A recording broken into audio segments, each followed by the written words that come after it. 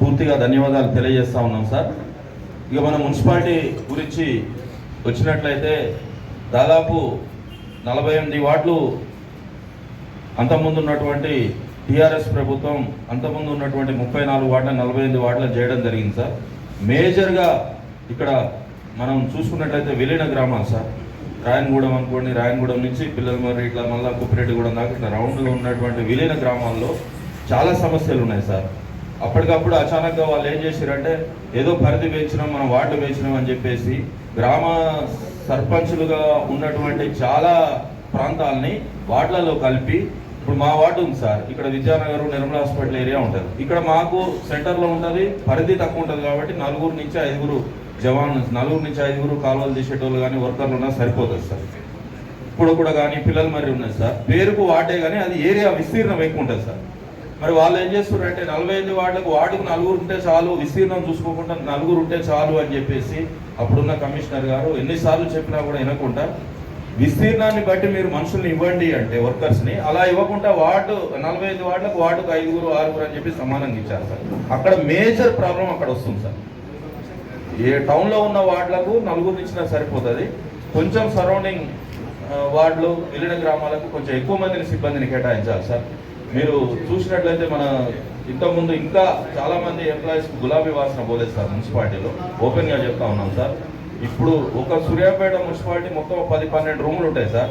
ఇప్పటికి 10 నుంచి 15 మంది అటెండర్లు ఉంటారు సార్. కమిషనర్ గారి దగ్గర 2-3, చైర్మన్ గారి దగ్గర 2-3, ఇంజనీరింగ్ సెక్షన్లో మన వార్డులలో కావాలి అన్నప్పుడు మాత్రం మాకు సిబ్బంది లేరు, మా జీతాలకు ఇంతవరకే మాకు బడ్జెట్ ఉన్నది, అది ఇది అని చెప్పేసి నాకు తెలిసినంత వరకు సార్ సూర్యాపేట మున్సిపాలిటీలో ఒక 50 మంది పని లేకుండా జీతాలు తీసుకుంటా ఉన్నారు సార్.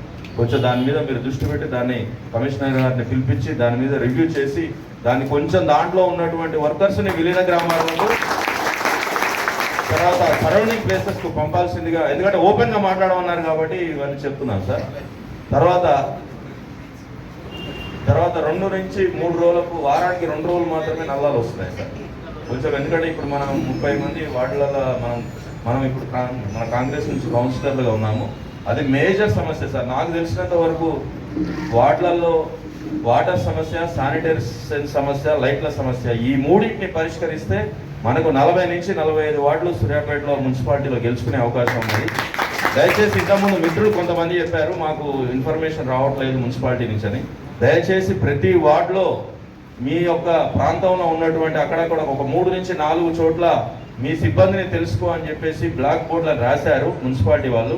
దాంట్లో మన వార్డ్ ఆఫీసర్ పేరు, ఫోన్ నెంబర్ ఉంటుంది, జవాన్ పేరు, ఫోన్ నెంబర్ ఉంటుంది, కాలువలు తీసే డ్రైన్ క్లీనర్ల పేరు, ఫోన్ నెంబర్ ఉంటుంది. ఎవరో చెప్పారని కాకుండా వాళ్ళ ఈ పేర్లు ఫీడ్ చేసుకొని ఆశావాహులు ఎవరన్నా ఉంటే ఆ ప్రాంతంలో ఏమన్నా ప్రజలు మీకు సమస్యలు చెప్తే వాళ్ళకు ఫోన్ చేస్తే, రాకుంటే వచ్చి మనకి ఇక్కడ దావన్న మనకు ప్రజా దర్బార్ పెట్టారు. 24/7 దావన్న కానీ, సర్వోత్తం బాబు కానీ, వేరన్న కానీ అందరూ అందుబాటులో ఉంటున్నారు. ప్రజా దర్బార్ రూపేణ దావన్న మనకు సర్వోత్తం బాబు, వేరన్న, భాస్కరన్న, వెంకన్న వీళ్ళందరూ కలిసి చేయడం జరిగింది. దాన్ని అర్థం చేసుకోండి. ఎవరో చెప్పాలంటే ఇప్పుడు మన వార్డులలో కూడా కొంచెం ఆశావాహులు 2, 3, 4 టికెట్ కావాలని అది ఉండొచ్చు. కొంచెం అందరూ కలుపుకొని పోయి దావన్న ఎవరికి టికెట్ ఇస్తే వాళ్ళం పనిచేస్తాం, మిగతా వాళ్ళకి పనిచేస్తాం అనే ఉద్దేశంతో ఇందాక జైలు భాయ్ చెప్పినట్టు అట్లా దామోదర్ రెడ్డి గారు, యువ నాయకులు, ఏఐసిసి సభ్యులు సర్వోత్తం రెడ్డి గారు, ఇతర ప్రజలందరికీ కూడా, ఇక్కడ విచ్చేసిన అందరికీ కూడా హృదయపూర్వక నమస్కారాలు తెలియపరుస్తున్నాను. ఇప్పుడు ఈ విషయం ఏంటంటే ఇక్కడ పెట్టిన సమావేశం దామోదర్ రెడ్డి గారు చాటులేని అందరూ ముఖ్యంగా కలుసుకొని ఇప్పుడు ప్రభుత్వ కార్యక్రమాలు ఏవైతున్నాయో వీటన్నింటిని కూడా ప్రజలకు తీసుకుపోవాలనే ఉద్దేశంతో మిమ్మల్ని అందరినీ సమాయత్తం చేయాలనే ఉద్దేశంతో, కలిసి చెప్పాలనే ఉద్దేశంతో అదేవిధంగా దసరా శుభాకాంక్షలు కూడా చెప్పాలని దాని సందర్భంలో మీటింగ్ ఇది. ఇక చాలా మంది సోదరులు చాలా మాట్లాడి సోదరులు తెలవకపోవచ్చు. అన్ని వార్డుల ఈ గ్రూపుల్లో ఆ గ్రూపులో సంబంధించిన 10వ వార్డు కానీ, 10వ వార్డు కానీ, 3వ, 5వ వార్డు కానీ, తర్వాత 8వ వార్డు కానీ, 9వ వార్డు కానీ చాలా వార్డులు గ్రూప్లో ఉన్నా. నేను ఆ గ్రూప్లో ఏదైతే నా దృష్టి అంటే నేను చూస్తానో వాటికి స్పందిస్తున్నా, అక్కడ నాయకులతో మాట్లాడుతున్నా, అధికారులు కూడా తెలియపరుస్తుంది ఎక్కడ బాధలు. మొన్న కూడా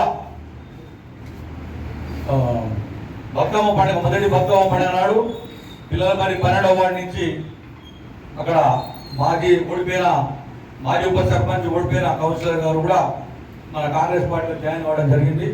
ఆ రోజు కూడా అందరు కోరింది 10వ వార్డులో చిన్నాయంగా చెప్తా ఉండే మా బజార్లో కూడా బాగా సార్ ఇట్లా ఇబ్బంది ఉందని.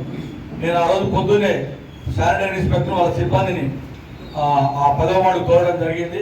దురదృష్టం ఆ రోజు విపరీత వర్షం, కొంత క్లీన్ అయ్యొచ్చు, కొంత కాకపోవచ్చు. క్రమేణా వర్షాలు పడుతున్నాయి. కాకపోతే ఇప్పుడు సోదరులు చెప్పినప్పుడు మున్సిపాలిటీలో సిబ్బంది తక్కువగా ఉంది. మున్సిపాలిటీ పరిధి పెరిగి సిబ్బంది తక్కువ ఉండడం ఒకటి.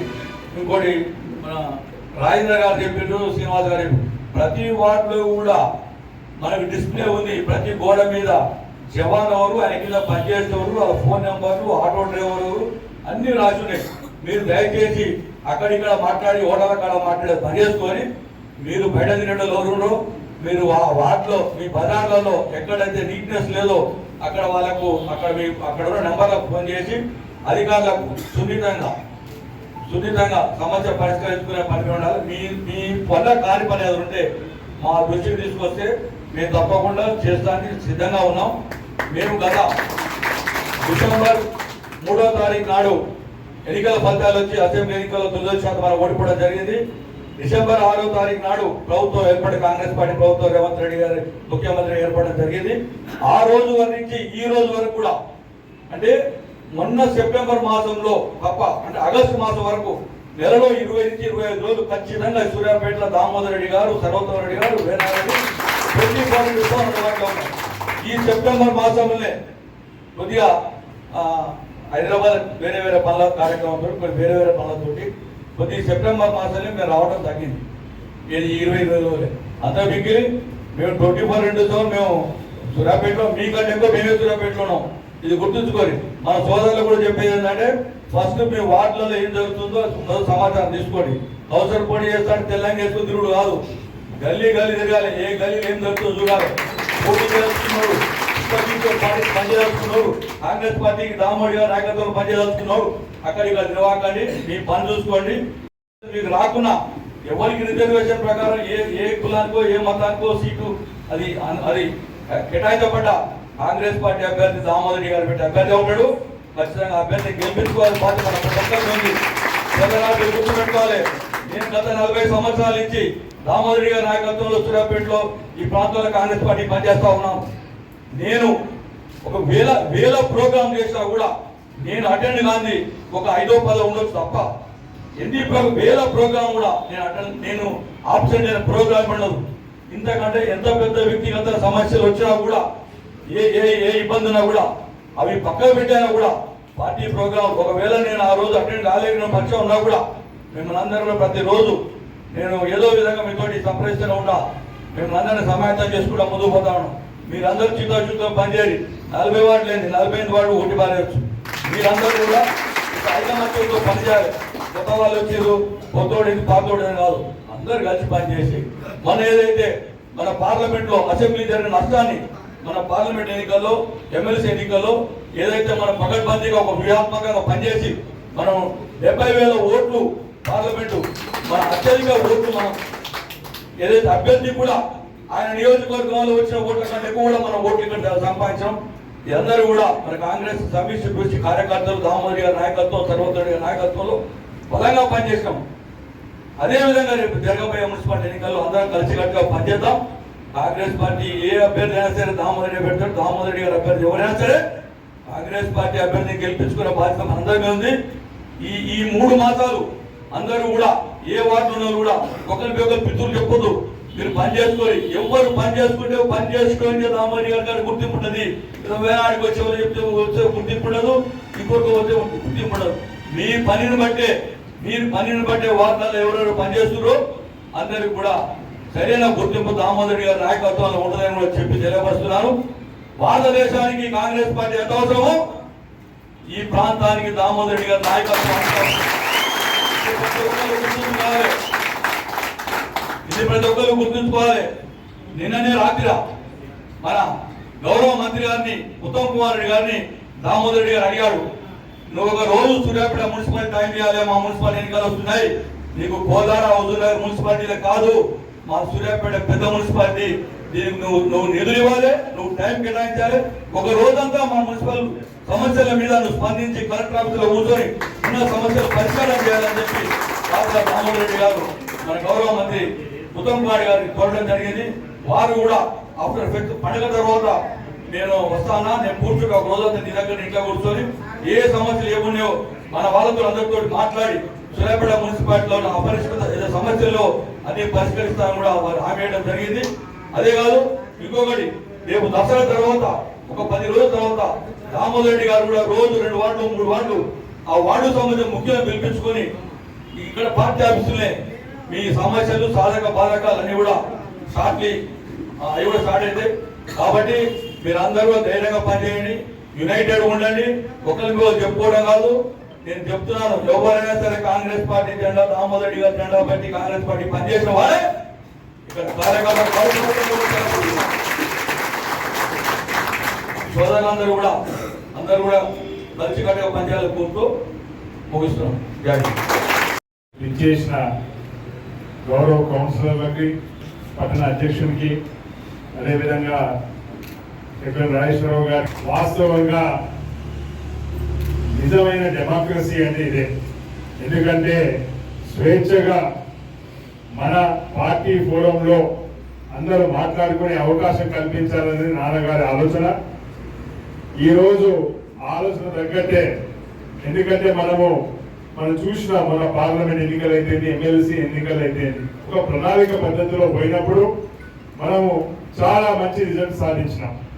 ఈసారి కూడా మున్సిపాలిటీకి ఎన్నికలు ఇంకా దాదాపు 4-5 నెలల పైనే ఉంది. కానీ ఒక ప్రణాళిక తయారు చేసుకోవాలి.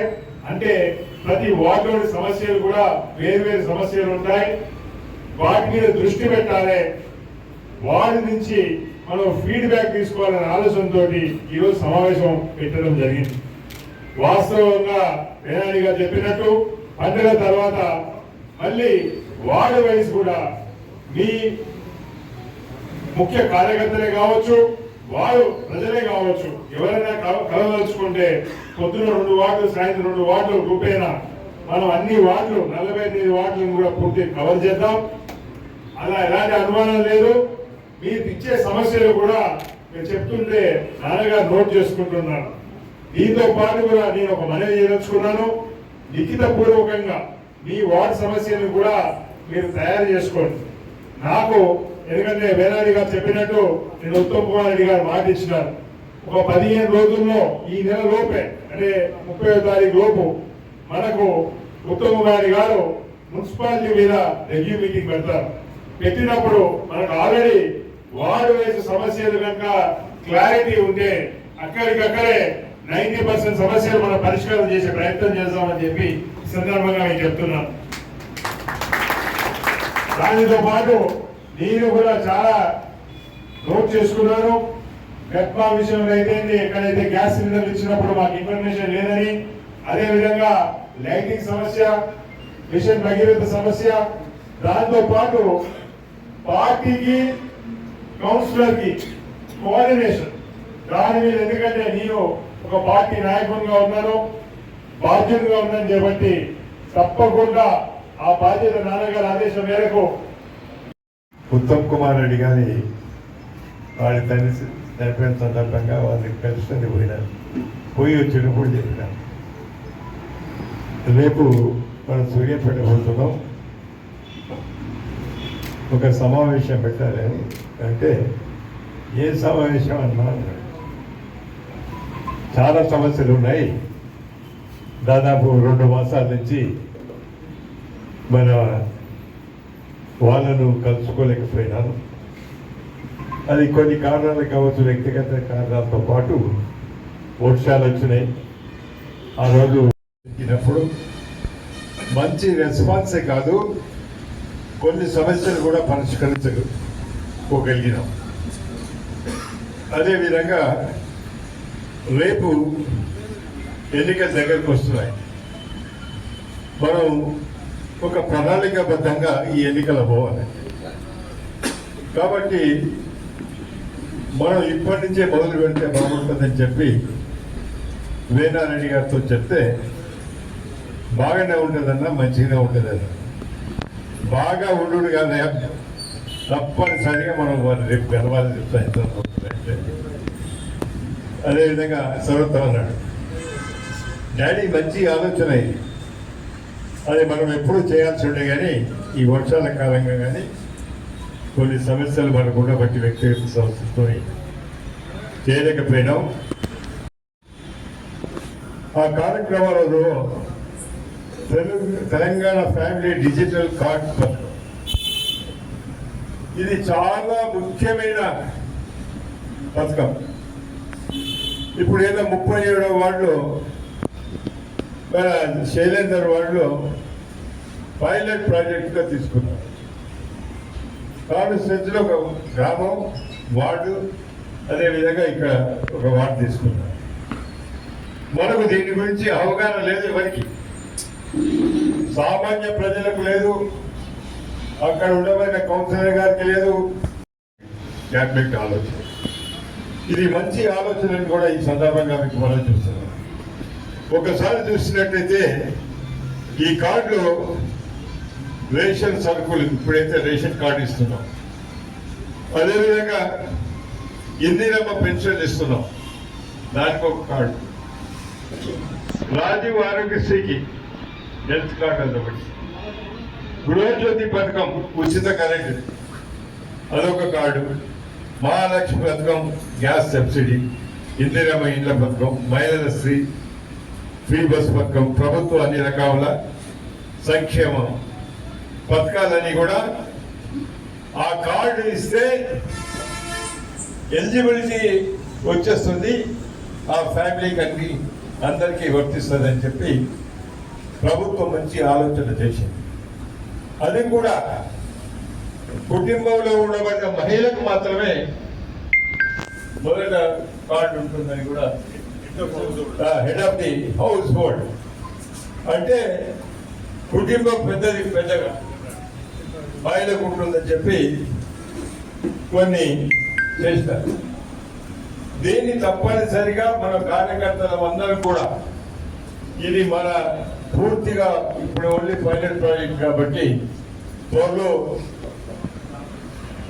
ఇది రాబోతుంది కాబట్టి ప్రతి ఒక్కరు కూడా కొన్ని గమనించినాం. ఈరోజు 37 వార్డులో పక్కన ఉండబడిన వాళ్ళ చుట్టాలు విగ్రహాలు తీసుకొచ్చి మాకు వస్తే రావు అని చెప్పి 37 వార్డులో చేర్చే ప్రయత్నం చేసి, అది మంచి పద్ధతి కాదు. మనం ఎక్కడ ఉంటామో, ఎక్కడ నివసిస్తామో ఆడ ఉంటేనే బెటర్. మళ్ళీ ఇది చాలా ఇబ్బందులకు గురైంది. దాని కొరకు రేపు మన కార్డు ఇచ్చే సమయంలో ఈ విధంగా మనం చేయాల్సిన అవసరం ఉంటుందని కూడా ఈ సందర్భంగా మనం చూస్తున్నాను. అదేవిధంగా చాలా మంచి సూచన చేసినాడు, సలహాలు కూడా ఇచ్చినాడు. నాకు కూడా కావాల్సింది అదే. ఎందుకంటే మీకు వార్డులలో సమస్యలు కానీ, మీకు మీ వార్డులలో ఏ విధంగా వ్యక్తులు ఉన్నారు, ఏ విధంగా రేపు ఓట్లతో మర్చుకొని, అది మీకు బాగా తెలుసు, నాకన్నా మీకు బాగా తెలుసు. కాబట్టి మీరు ఈరోజు మంచి సలహాలు ఇచ్చినారు, మీ సమస్యలు కూడా చెప్పినారు. నాకు కూడా కావాల్సింది అది. ఈరోజు మనం ప్రభుత్వంలో ఉన్నాం, ప్రతిపక్షంలో ఉంటే ఈ అవసరం లేదు. ఈరోజు పాలక పక్షంలో ఉన్నాం. నేను శాసనసభ్యుని కాకపోవచ్చు, రేపు అడుగుతారు మీ ప్రభుత్వం ఉన్నది, మీరేం చేస్తున్నారని చెప్పి అడిగే అవకాశం ఉంటుంది. అడిగినా అడగకుండా కాంగ్రెస్ పార్టీ బాధ్యత ప్రజా సమస్యలు తెచ్చుకోవటం, సమస్యలు తీర్చడం, ఇది ప్రజా పాలన. కాంగ్రెస్ పార్టీ ప్రజలకు సేవ చేయాలనే ఆలోచనతోనే కాంగ్రెస్ పార్టీ పుట్టిందని చెప్పి ఈ సందర్భంగా మీకు గుర్తిస్తున్నాను. ఏ పార్టీ విధంగా ఆలోచించలేదు, పనుల కొరకు ఆలోచించేదే తప్ప ప్రతి పార్టీ కానీ కాంగ్రెస్ పార్టీ ఆ విధంగా ఆలోచించలేదని కూడా ఈ సందర్భంగా మనం చూస్తున్నాం. ప్రజలకు కావాల్సినవి ప్రాంత అభివృద్ధి, ప్రజల సంక్షేమం గురించి ఆలోచించే పార్టీ కాంగ్రెస్ పార్టీ. అందు గురించే మనం బాధ్యత తీసుకో, నేను అంగీకరిస్తాను. అదేవిధంగా గృహజ్యోతి పథకం ఈఆర్ఓ ఆఫీస్కి పోతే మున్సిపల్ ఆఫీస్ పోమంటారు, మున్సిపల్ ఆఫీస్ పోతే ఈఆర్ఓ ఆఫీస్ పోమంటారు. దీని వెంటనే ఎలక్ట్రిసిటీ డిపార్ట్మెంట్ వారిని, మున్సిపల్ డిపార్ట్మెంట్ వారిని ఇద్దరితో మాట్లాడి ఇది పూర్తిగా గ్యాస్ స్కీమ్ ఒకసారి ఆలోచిస్తే ప్రభుత్వం గతంలో ఏదైతే కొంత అవకతవకలు కానీ అవినీతి కానీ జరిగిందో అదే పూర్తిగా కంటిన్యూ అవుతుంది, ఇంకా పోలేకపోతుంది. నాకన్నా ముందు మాట్లాడిన వాళ్ళు చెప్పారు ఇంకా గులాబీ వాసన ఉందని. గులాబీ వాసన తొలగించేసి ఏ వాసన రావాలి, మల్లె పువ్వు వాసన రావాలి. మల్లె పువ్వు వాసన వచ్చే వరకు కూడా మనం వదిలిపెట్టద్దని చెప్పి సందర్భంగా మనం చూస్తున్నాం. నెప్ప గురించి చెప్పిన దానిలో ఇదివరలే నేను సమీక్ష చేసినాను. సమీక్ష చేసిన తర్వాత కొన్ని రిపోర్ట్ తెప్పించుకున్నాను. నాకు ఇంకా సాటిస్ఫాక్షన్ లేదు. రేపు ఉత్తమ్ కుమార్ రెడ్డి, మంత్రిమండలి ఉత్తమ్ కుమార్ రెడ్డి గారి సమీక్ష సమావేశంలో మున్సిపాలిటీలో పూర్తి ప్రక్షాళన చేయదలుచుకున్నానని కూడా ఈ సందర్భంగా ప్రక్షాళన చేసిన తర్వాత ప్రక్షాళన కన్నా ముందు, ఆఫీసర్ కన్నా ముందు మీ అందరితోనే మాట్లాడిస్తాం. మీ ఇప్పుడే సర్వత్వం చెప్పినట్టు మీ వార్డులో ఉండబడిన సమస్యలు కానీ ఏదైనా కూడా ప్రభుత్వం నుంచి వచ్చేది మీరు లిఖితపూర్వకంగా ఇవ్వండి. మొదలే మనం ఒక బ్రీఫ్ నోట్ తయారు చేసుకుందాం, ప్రభుత్వానికి తెలియపడతాం, మన బాధలు తెలియపడతాం, మన సమస్యలు తెలియపడతాం. ప్రభుత్వ దృష్టికి తీసుకొచ్చి మనం పూర్తిగా సాల్వ్ చేసుకునే ప్రయత్నం చేద్దామనుకున్నాం. వాటర్ సప్లై విషయంలో కానీ మిషన్ భగీరథ కావచ్చు, ఏదైనా కానీ ఏ వార్డులో ఏ రోజు వస్తుంది, ఎన్ని రోజులు వస్తున్నాయి మీరు మాకు తెలియపరచండి. రెండోది ప్రత్యేకంగా లైట్ల విషయంలో మీ వార్డులో ఎన్ని లైట్లు ఉన్నాయి, ఈ రోజు ఎన్ని లైట్లు ఎదుగుతున్నాయి, అది నాకు 10 ఇచ్చేది.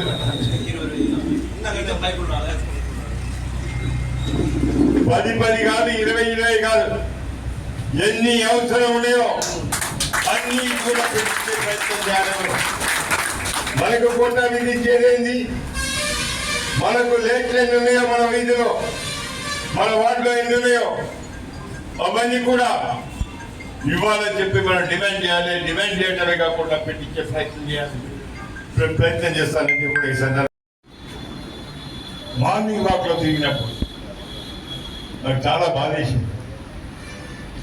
నాకన్నా ముందు కొంతమంది మాట్లాడుతూ చెప్పినారు మున్సిపల్ సిబ్బంది చాలా ఉంది, కానీ శానిటేషన్ ఎక్కడిదక్కడే ఉంది.